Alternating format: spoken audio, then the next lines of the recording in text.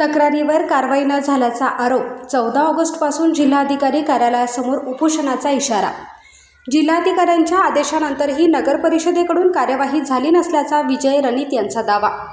शेगाव नगर परिषदेविरुद्ध करण्यात आलेल्या तक्रारीवर अद्याप ठोस कार्यवाही अथवा न्याय मिळाला नसल्याचा आरोप करत शेगाव येथील विजय उत्तम रणित यांनी 14 ऑगस्ट 2026 पासून बुलढाणा जिल्हाधिकारी कार्यालयासमोर उपोषण करण्याचा इशारा दिला आहे.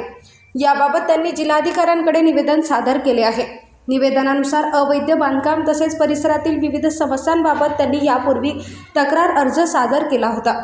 या तक्रारीच्या अनुषंगाने जिल्हाधिकारी कार्यालयाकडून शेगाव नगर परिषद प्रशासनाला आवश्यक कार्यवाही करण्याचे आदेश देण्यात आल्याचे रणित यांनी निवेदनात नमूद केले आहे. मात्र आदेश होऊन 1 महिना उलटूनही संबंधित आदेशाची नगर परिषद प्रशासनाकडून अंमलबजावणी करण्यात आली नसल्याचा दावा त्यांनी केला आहे.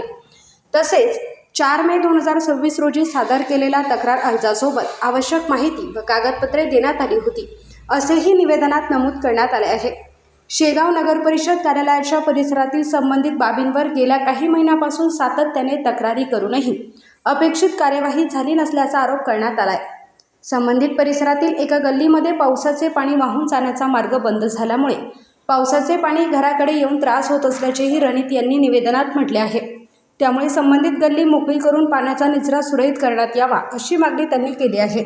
या प्रकरणाची जिल्हाधिकाऱ्यांनी गांभीर्याने दखल घेऊन शेगाव नगर परिषदेच्या संबंधित अधिकाऱ्यांना तातडीने योग्य ती कार्यवाही करण्याचे निर्देश द्यावेत. तसेच झालेल्या मानसिक त्रास व नुकसानीबाबत न्याय मिळवून द्यावा, अशी मागणी निवेदनातून करण्यात आली आहे.